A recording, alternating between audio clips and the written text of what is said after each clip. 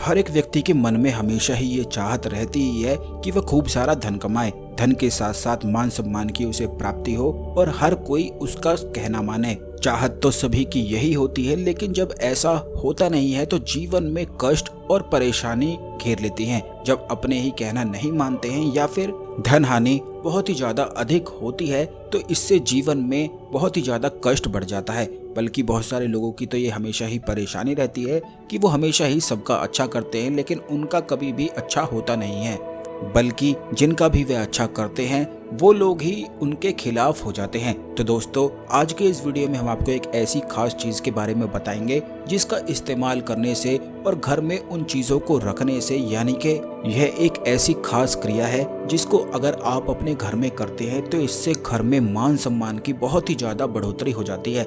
हर एक व्यक्ति अपने जीवन में मेहनत इसीलिए करता है जिससे उसे मान सम्मान की प्राप्ति हो सके, और वही अगर मान सम्मान उसे नहीं प्राप्त होता है तो बस सभी चीजें उसे बिल्कुल बेकार ही नजर आने लग जाती है, जिससे वह डिप्रेशन में चला जाता है। तो ध्यान से आप इस वीडियो को देखकर सभी बातों को ध्यान से समझ लें, क्योंकि यह बड़ी ही ज्यादा खास बातें हैं। तो हर एक बात को आप ध्यान से सुनकर अच्छी तरह से इस विधि को, इस क्रिया को समझ लें। लेकिन उससे पहले वीडियो को लाइक करके कमेंट बॉक्स में ओम नमः शिवाय हर हर महादेव अवश्य ही लिख दें, जिससे भगवान शिव की कृपा आप पर हमेशा ही बनी रहे। तो दोस्तों, आपको बता दें कि घर को स्वर्ग बनाना हर कोई चाहता है, कोई ये नहीं चाहता है कि उसका अपना घर ही नर्क बन जाए। लेकिन कई बार हालात ऐसे हो जाते हैं कि धन की परेशानी इतनी बढ़ जाती है, मान सम्मान की प्राप्ति हो नहीं पाती है और अपना ही घर बिल्कुल नर्क जैसा ही नजर आने लग जाता है। घर में जो लोग रह रहे होते हैं वो आपस में एक दूसरे के दुश्मन बन बैठते हैं, जिससे घर का माहौल बिल्कुल नर्क जैसा ही हो जाता है।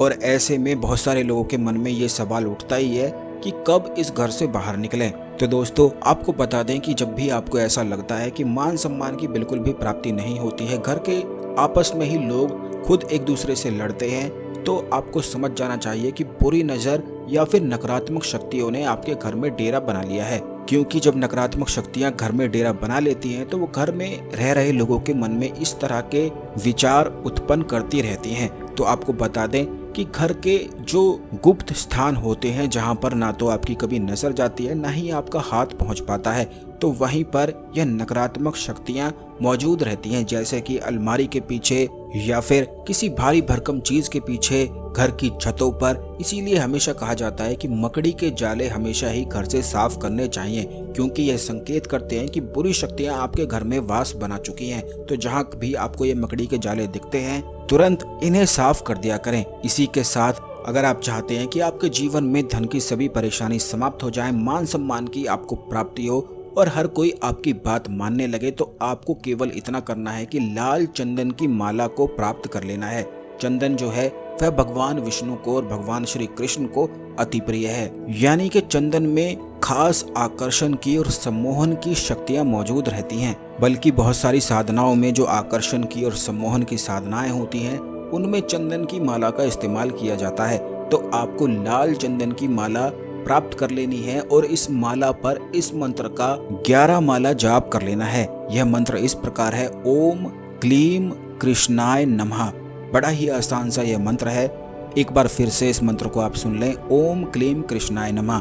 इस मंत्र को आपको लाल चंदन की माला पे 11 माला पढ़ लेना है। इस बात का ध्यान रखें कि भगवान श्री कृष्ण के सामने घी का दीपक जलाकर लाल आसन पर बैठकर नहा धोकर बिल्कुल आपको 11 माला एक ही सिटिंग में, आधे घंटे में यह जाप हो जाता है। तो आपको एक ही सिटिंग में इस माला पर इस मंत्र का जाप कर लेना है। एक बार फिर से इस मंत्र को सुन लें: ओम क्लीम कृष्णाय नमः। यह भगवान श्री कृष्ण का सम्मोहन का मंत्र है, जिससे मान सम्मान की प्राप्ति तो होती ही है, बल्कि धन की सभी परेशानियां भी समाप्त हो जाती हैं। माता लक्ष्मी आकर्षित होती ही चली जाती हैं। तो आपको इस माला पर 11 माला जाप करने के बाद यही माला भगवान श्री कृष्ण को अपने घर के मंदिर में किसी भी मूर्ति पर पहना देनी है। यानी कि भगवान श्री कृष्ण की मूर्ति होना बेहद आवश्यक है। जिन लोगों के घर लड्डू गोपाल हैं या फिर कृष्ण भगवान की कोई भी मूर्ति है, तो उस मूर्ति को आप इस माला को पहना दें।